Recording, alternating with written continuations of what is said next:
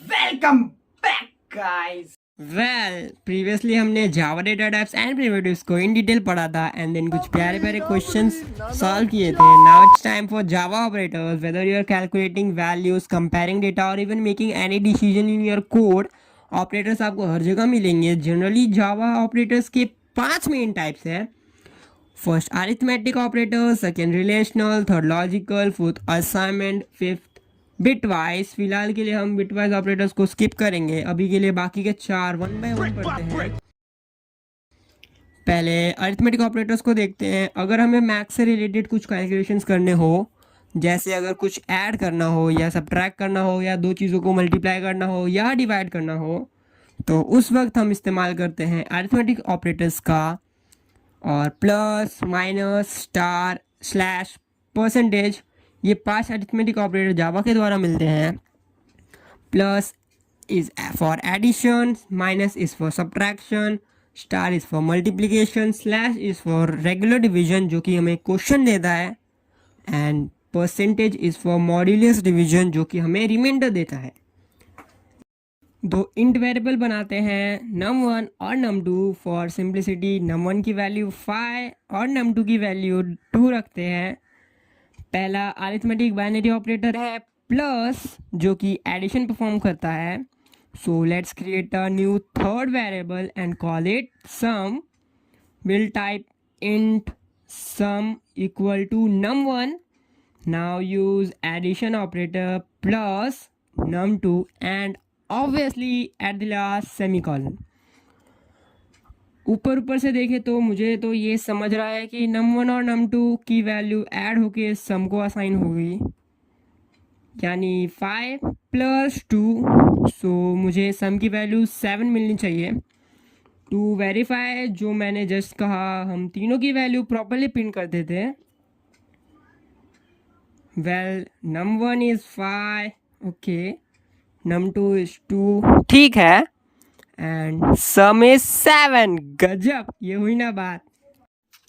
सो एक काम करते हैं, इनिशियली इंट्रोडक्शन के लिए थियरी और एक दो छोटे से एग्जांपल से समझने की कोशिश करते हैं, and after that will dive deeper into it. हमारा दूसरा अरिथमेटिक बाइनरी ऑपरेटर है minus, which is use for performing subtraction. लेकिन उससे पहले ये बाइनरी क्या है वो जान लेते हैं. Well, we are learning Java operator, जिसमें हम फिलहाल अरिथमेटिक बाइनरी ऑपरेटर पढ़ रहे हैं. जब भी ऑपरेटर सीन में आते हैं तो ऑपरेंड्स का आना इज मस्ट, क्योंकि बिना ऑपरेंड के आप कोई भी ऑपरेशन परफॉर्म ही नहीं कर पाओगे. Operands are simply a variable and literal a value, दोनों सेम ही चीज़ है. And when any operator can perform operation using two operands, तो उसे हम कहते हैं binary operator. Similarly, if a operator can perform its operation by only single operands, तो उसे कहते हैं unary operator. Just like before, will type int, let's say it minus equal to num1. now use subtraction operator minus num2 semicolon. by overview it should evaluate minus equal to 3. अब simply इसको print करते हैं just like before.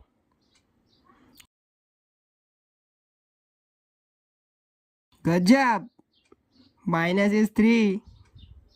Let's move on to multiplication, star or asterisk, which is used for multiplication. We'll type int multiplication equal to num1. now use asterisk or call it star, which is used for multiplication operation. num2 semicolon. 5 multiply by 2 कितना होता है? Obviously भाई 10 होता है. So let's print it.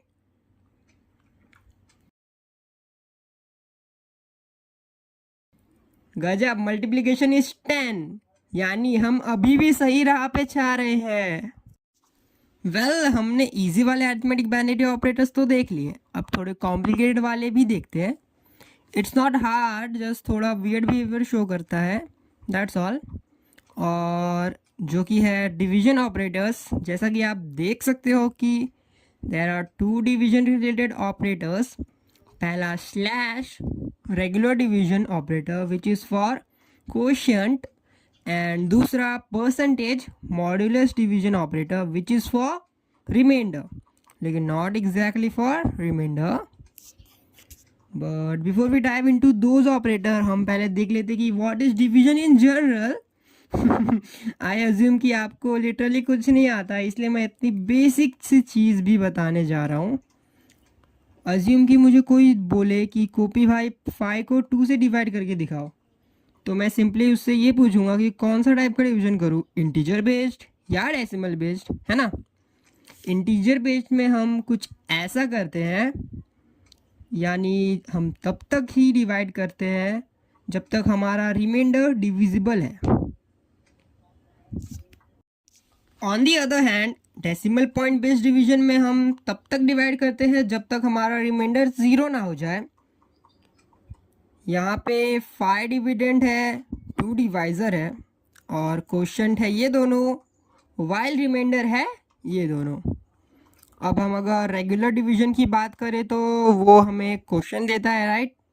सो आपको लग रहा होगा कि इंटीजर्स वाले नंबर्स या वेरिएबल्स यूज़ करो तो इंटीजर बेस्ड डिवीजन परफॉर्म होगा, और वही अगर डेसिमल पॉइंट वाले नंबर्स या वेरिएबल्स यूज़ करो तो decimal point based division perform होगा. And you are absolutely correct. तो हम किधर थे? हाँ, let's create a sixth variable regular division int. So we'll type int regular division int equal to num1 use slash for regular division num2 and semicolon. Well, it should give me 2 क्योंकि हमने integer वाले variable use किए हैं, तो integer based division perform होगा और उस हिसाब से हमारा क्वेश्चन 2 आएगा. Let's print it. गज्जब यार, as we all set question 2 होगा और प्रिंट भी 2 ही हुआ है, यानी we are on right track. तो अब एक बार डेसिमल पॉइंट बेस्ड डिवीजन भी परफॉर्म कर लेते हैं. First of all we'll create 2 double variables for storing decimal point numbers. Let's call it num3 and num4, and one more variable for storing quotient. Let's call it regular division double. We'll type double regular division double equal to, इस बार याद रखना num3 लेंगे, फिर slash for division and num4, फिर आ जाएगा हमारा semicolon. So it must give us quotient equal to 2.5, right. Let's print it. अरे वाह, ये भी करेक्ट किया हमने. नाइस यार. मुझे लगता है लास्ट वाला भी सेम रहेगा, छोड़ो उसे, क्या ही पढ़ना, सेम ही तो है. वेल, परसेंटेज ऑपरेटर थोड़ा वियर्ड बिहेवियर शो करता है, तो सॉरी हम इसे स्किप नहीं कर सकते. पहले इंटीजर बेस्ड रिमाइंडर के लिए ऑपरेशन करते हैं. We'll create a new variable. Let's call it modulus division int. So we'll type int modulus division int equal to, and obviously int variable use करेंगे. So num1, now percentage for modulus division, num2 and semicolon. As we all calculated before, इसका answer आएगा 1. तो बिना किसी बकवास के सीधा print करते हैं. अरे भाई, ये भी करेक्ट आया. काहे के लिए टाइम वेस्ट करा रहा है, स्किप मार के आगे चल. ओके समझ गया, लेकिन अब एक लास्ट ही बचा है decimal point based modulus division. उसे अब देख ही लेते हैं, जो कि decimal point based remainder evaluate करेगा. तो उसके लिए एक नया डबल वेरिएबल बनाना पड़ेगा. Let's call it modulus division double. We'll type int modulus division double equal to, ध्यान से यूज num3 क्योंकि डेसिमल पॉइंट नंबर यूज़ करना है, percentage for modulus division and num4 and semicolon. So as we all calculated before, इसका answer 0 आना चाहिए, right. Let's print it quickly. अरे ये क्या हो गया? मैंने कहा था ना ये वियर्ड बिहेवियर शो करता है. हाँ, लेकिन अगर ये अनप्रेडिक्टेबल है, यानी वियर्ड बिहेवियर शो करता है, तो ये यूजलेस हो गया ना. बिल्कुल नहीं. एक्चुअली मॉड्यूलस ऑपरेटर आपको रिमाइंडर इवैल्यूएट करके नहीं देता है. हाँ, सही सुना, मॉड्यूलस ऑपरेटर यानी परसेंटेज रिमाइंडर इवैल्यूएट नहीं करके देता है, बल्कि ये आपको एक फॉर्मूले के बेस पे इवैल्यूएशन करके देता है. फॉर्मूला कुछ ऐसा है, a percentage b equal to a minus b asterisk floor of a slash b। हम 5.0 परसेंटेज 2.0 कर रहे थे, तो फॉर्मूले के अकॉर्डिंग इसकी वैल्यू क्या होगी? 5.0 minus 2.0 asterisk floor of 5.0 slash 2.0। अब ये फ्लोर जो है वो क्या है वो देखते हैं। अज्यूम कि आप अपने घर में हो और बेड पे बैठे हुए हो, तो आपके सर के ऊपर घर की सीलिंग है, ओके, और पैर के नीचे घर का फ्लोर है, राइट। नाउ अगर मैंने एक एक्सिस ड्रॉ कर दिया यहाँ, और जहाँ आप बैठे थे वो है 1.2, तो उस हिसाब से सीलिंग की वैल्यू होगी 2.0 और फ्लोर की वैल्यू होगी 1.0। यानी फ्लोर मुझे इंटीजर वैल्यू देगा बट डेसिमल पॉइंट वाली, तो 2 बोलो या 2.0 वैल्यू एक ही है, बस टाइप अलग है। हमारे केस में 5.0 स्लैश 2.0 का फ्लोर लेना है। 5.0 slash 2.0 equals to 2.5, so floor value of 2.5 क्या होगा? 2.0। वही अगर 2.5 का सीलिंग लेना होता तो वो क्या होता? 3.0। ये फ्लोर सीलिंग हम बाद में before oops object oriented programming and just after loops पढ़ेंगे। तो हमारे केस में अगर फॉर्मूला इवेल्युएट करेंगे तो कुछ ऐसा होगा, एंड दैट्स हाउ 1.0 प्रिंट हुआ था। वेल नाउ यू नो कि 1.0 क्यों प्रिंट हुआ था एंड परसेंटेज ऑपरेटर वैल्यू कैसे इवेल्युएट करता है। Let's move on to relational operators, जो कि है equal to, not equal to, greater than और equal to, less than and less than or equal to. Relational operators are also known as comparational operators. Relational operator is basically used for creating a condition, यानी जैसा नाम वैसा काम। इन्हें हम कोई दो वेरिएबल या वैल्यू को कंपेयर करने में यूज़ कर सकते हैं। रिलेशनल ऑपरेटर कंपैरिजन करने के बाद एक बूलियन वैल्यू रिटर्न करता है, यानी अगर कंडीशन सच है तो ट्रू और वही अगर कंडीशन झूठ है तो फॉल्स। और जनरली इसका इस्तेमाल if else and loop statements में होता है, और इसलिए हम बूलियन वेरिएबल्स का इस्तेमाल करेंगे। पहला equal to operator. First of all कोई भी रिलेशनल ऑपरेटर क्यों ना हो, सभी के लेफ्ट और राइट की वैल्यू चेक होती है, और अगर वेरिएबल हो तो उस वेरिएबल की जो वैल्यू है वो चेक होती है, एंड उसके बेस पे कंपैरिजन होके एप्रोप्रिएट बूलियन रिटर्न होती है। लेकिन यू कांट कंपेयर बूलियंस, मतलब आपका वेरिएबल या वैल्यू आप बूलियन वाला यूज़ नहीं कर सकते, बल्कि आप सिर्फ इंटीजर्स और डेसिमल पॉइंट वाले वेरिएबल्स यूज कर सकते हैं, और इवन कैर यूज कर सकते हैं, but boolean is not allowed. Equal to operator के दोनों साइड की वैल्यू सेम है तो ट्रू, और सेम नहीं है यानी अलग है तो false. While not equal to operator equal to operator का अपोजिट है, यानी जब दोनों साइड की वैल्यू सेम होगी तब फॉल्स आएगा, और बाकी केसेस में जब वैल्यू अलग होगी तो ट्रू रिटर्न होगा। Third, greater than operator. Greater than operator की लेफ्ट वैल्यू राइट वैल्यू से ज़्यादा है तो ट्रू, वरना अगर राइट वैल्यू ज़्यादा है लेफ्ट वैल्यू से तो फॉल्स रिटर्न होगा। लेकिन व्हाट इफ दोनों वैल्यू सेम हो तो? अरे सिंपल है, क्या 7 की वैल्यू 7 से ज़्यादा होती है? नहीं ना, तो सिंपली फॉल्स आएगा। तो अगर दोनों साइड की वैल्यू सेम है तो greater than operator false return करेगा। लेकिन एक इशू है ग्रेटर देन ऑपरेटर के साथ। अगर मुझे चेक करना हो कि मेरी वैल्यू 7 से ज़्यादा है या नहीं, लेकिन 7 भी है तो भी चलेगा, तो उस वक्त यूज़ कर सकते हैं ग्रेटर देन और इक्वल टू ऑपरेटर, जो कि हूबहू ग्रेटर देन ऑपरेटर की तरह वर्क करता है। बस ग्रेटर देन और इक्वल टू ऑपरेटर के दोनों साइड वाली वैल्यू जब सेम हो तो तब ट्रू रिटर्न होगा, जबकि greater than operator false return कर रहा था। मुझे नहीं लगता कि less than and less than और इक्वल टू ऑपरेटर को समझाने की कोई ज़रूरत पड़नी चाहिए, लेकिन लेकिन लेकिन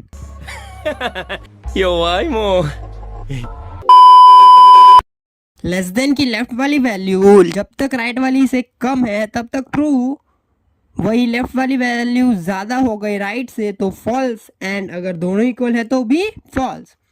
सिमिलरली फॉर लेस देन और इक्वल टू ऑपरेटर, बस जब दोनों साइड की वैल्यू इक्वल होगी तो तब लेस देन और equal to operator true return करेगा। That's all for relational operators. I hope आपको मज़ा आया होगा और शायद समझ भी आया होगा थोड़ा बहुत। ये तो थे रिलेशनल ऑपरेटर्स और नेक्स्ट है logical operators. But before we dive into logical operators मैं आपसे एक सवाल पूछना चाहूँगा। अज्यूम कि मेरे पास एक इंट वेरिएबल है नम और मुझे चेक करना है कि नम की वैल्यू 10 से छोटी है कि नहीं। तो मैं उसे simply less than operator use करके कर सकता हूँ और उसमें कोई रॉकेट साइंस नहीं है। लेकिन व्हाट इफ मैं कहूँ कि नम की वैल्यू 1 से ज़्यादा भी होनी चाहिए, यानी नम ग्रेटर देन 1 होना चाहिए एंड नम लेस देन 10 भी होना चाहिए। यानी हमारे पास दो कंडीशन है। सो इसे सिर्फ रिलेशनल ऑपरेटर से करना तो काइंड ऑफ मुश्किल है। सो अगर कोई काम आसानी से हो सकता है तो खामखा मेहनत क्यों करने का। जब भी एक से ज़्यादा कंडीशन चेक करने होते हैं तो वी यूज़ लॉजिकल ऑपरेटर्स। और गुड न्यूज़ ये है कि सिर्फ 3 लॉजिकल ऑपरेटर्स है और उनमें से एक तो सिर्फ इन्वर्ट करता है। देखते हैं don't worry. Logical operators compare bullions यानी बुलियन वैल्यू को लेके इवैल्यूएटेड वैल्यू रिटर्न करते हैं और वो रिटर्न वैल्यू भी बुलियन ही होता है। वेट, लेकिन मैंने तो कहा कि लॉजिकल ऑपरेटर को हम एक से ज़्यादा कंडीशन हो अगर चेक करने के लिए तब यूज़ करते हैं। तो ये बुलियन कहाँ से कंपेयर हो रहे हैं भाई। पहला लॉजिकल ऑपरेटर है एंड ऑपरेटर, क्योंकि ये भी बुलियन वैल्यू रिटर्न करता है तो हम भी एक बुलियन वेरिएबल यूज़ करेंगे। अगर मुझे एंड लॉजिकल ऑपरेटर यूज़ करना है तो मुझे उससे उसके लेफ्ट साइड बुलियन वैल्यू देनी होगी और राइट साइड भी एक बुलियन वैल्यू देनी होगी। अब मेरे ऊपर डिपेंड करता है कि मैं उसे इवैल्यूएटेड बुलियन वैल्यू दूँ या अनइवैल्यूएटेड बुलियन वैल्यू दूँ, जो कि कोई रिलेशनल कंडीशन हो सकती है। ये टोटली मेरे पे डिपेंड करता है और दोनों ही वे वैलिड है। आई होप कि आपको थोड़ा बहुत समझ गया होगा कि लॉजिकल ऑपरेटर का कॉन्सेप्ट और वर्किंग क्या है। अब एंड ऑपरेटर का वर्किंग देखते हैं कि आखिर एंड ऑपरेटर काम कैसे करता है। सबसे पहले अगर एंड ऑपरेटर के लेफ्ट साइड या राइट साइड दोनों में से कोई भी साइड हो या दोनों साइड हो, अगर बुलियन वैल्यू डायरेक्टली नहीं दी गई है तो पहले कंपाइलर उस अनइवैल्यूएटेड कंडीशन को इवैल्यूएट करेगा और जब दोनों साइड इवैल्यूएटेड बुलियन वैल्यूज होंगी तब हमारे एंड ऑपरेटर का लॉजिक अप्लाई होगा, विच इज सो आपको समझ ही रहा होगा कि only when both condition are true overall condition is true, otherwise it's false. Second logical operator is or operator और इसका इवैल्यूएशन भी एंड की तरह ही होता है, बस और का लॉजिक अलग है। यानी अगर दोनों कंडीशन फॉल्स है तब ही ओवरऑल कंडीशन फॉल्स होगी, वरना उसके अलावा ओवरऑल कंडीशन हमेशा ट्रू रहेगी। Third and final logical operator है नॉट ऑपरेटर। इसका सिंटैक्स थोड़ा अलग है। एंड ऑपरेटर और ऑपरेटर का क्या था कि उनके लेफ्ट और राइट दोनों में कंडीशन रहती थी, वेदर इज इट इवैल्यूएटेड और अनइवैल्यूएटेड। लेकिन नॉट ऑपरेटर का ऐसा नहीं है, ये सिर्फ एक कंडीशन लेता है और उसको इन्वर्ट कर देता है, यानी उसको अपोजिट कर देता है। तो अगर कंडीशन ट्रू होगी तो नॉट ऑपरेटर फॉल्स रिटर्न करेगा, वही अगर कंडीशन फॉल्स होगी तो नॉट ऑपरेटर ट्रू रिटर्न करेगा। और नॉट लॉजिकल ऑपरेटर को हम अनरी ऑपरेटर भी बोल सकते हैं क्योंकि ये सिर्फ एक ऑपरेंड में काम करता है। That's all for logical operators in Java. Next है assignment operator. So it's time for the final operator जो कि है असाइनमेंट ऑपरेटर। असाइनमेंट ऑपरेटर सबसे इजी टू अंडरस्टैंड और रियली यूजफुल ऑपरेटर है। पहला है सिंपल असाइनमेंट ऑपरेटर जो कि हमने अब तो 1000 बार देख लिया है और as we all know that कि ये वेरिएबल में वैल्यू असाइन करने के लिए यूज होती है। इसके बाद आते हैं कंपाउंड असाइनमेंट ऑपरेटर जो कि कोई नई चीज़ नहीं है, बस एक शॉर्टकट की तरह यूज़ किए जाते हैं। लेकिन उससे पहले हम सिंपल असाइनमेंट ऑपरेटर को अच्छे से समझने की कोशिश करते हैं। Let's say C equal to A plus B। इसका क्या मतलब है? प्रोग्रामिंग के कंटेक्स्ट में इसका मतलब है कि take the value of A and the value of B, add them and assign it to C।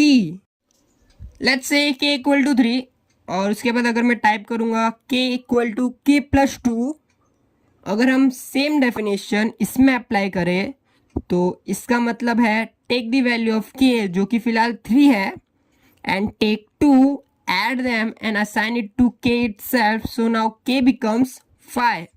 कुछ नया था ना? हमारे बेसिक मैथ में इस इक्वेशन का कोई खास सेंस नहीं बनता है, लेकिन प्रोग्रामिंग में ऐसा ही मैथ यूज होता है। कंपाउंड असाइनमेंट ऑपरेटर बस इसे कम कोड में करने के काम आता है।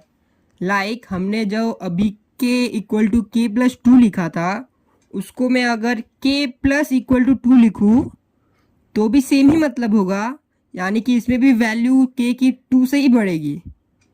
सिमिलरली अगर मैं दूसरे ऑपरेटर्स की यूज़ करूँ, मतलब K equal to K minus two, K equal to K star two, K equal to K slash two, K equal to K percentage two, तो इन सभी को मैं इस तरह लिख सकता हूँ और कोई भी मतलब चेंज नहीं होगा, बस मेरे कोड का लेंथ कम हो जाएगा।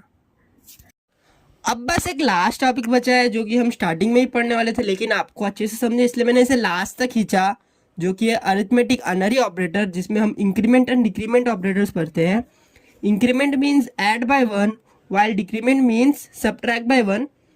और यहाँ पे 4 ऑपरेटर्स है जो कि है post increment, post decrement, pre increment and pre decrement.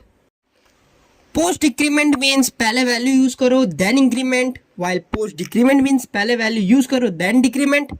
और सिमिलरली प्री इंक्रीमेंट मीन्स पहले इंक्रीमेंट करो फिर वैल्यू यूज करो, एंड पोस्ट डिक्रीमेंट मीन्स पहले डिक्रीमेंट करो देन वैल्यू यूज करो। So this is a code जिसमें मैंने ए की वैल्यू 7 रखी है, बी की वैल्यू को मैंने रखा है कि प्लस प्लस ए, और वाइल फिर उसके बाद मैंने थर्ड लाइन लिखी है जिसमें मैंने लिखा है ए प्लस प्लस। तो अगर मैं प्रिंट करने की कोशिश करूँ तो मुझे ए की वैल्यू मिलेगी 9, वाइल बी की वैल्यू मेरे को मिलेगी 8।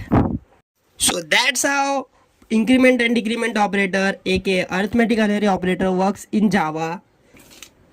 ये कंपाउंड असाइनमेंट ऑपरेटर्स और ये इंक्रीमेंट डिक्रीमेंट वाले ऑपरेटर्स मोस्टली हम लूप्स वगैरह में यूज़ करते हैं। Well, it was introduction to Java operators.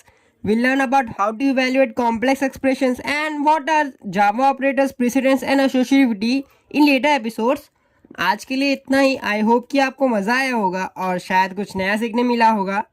Not to mention कि आपको इस एपिसोड की सारी रिसोर्सेज और प्रैक्टिस सेट हमारे गिटहब रिपोजिटरी में मिलेंगी, link in the descriptions. You can refer those resources and make sure to solve the practice set at least right once, क्योंकि it's highly recommended और कुछ ना हो पाए तो सॉल्विंग सेशन तो है ही। सो तब तक के लिए कोशिश करना ना छोड़े। जी हाँ, तो दी एंड हो चुका है। आज के लिए बस इतना ही, फिर मिलेंगे किसी और वीडियो में, तब तक के लिए बाय बाय।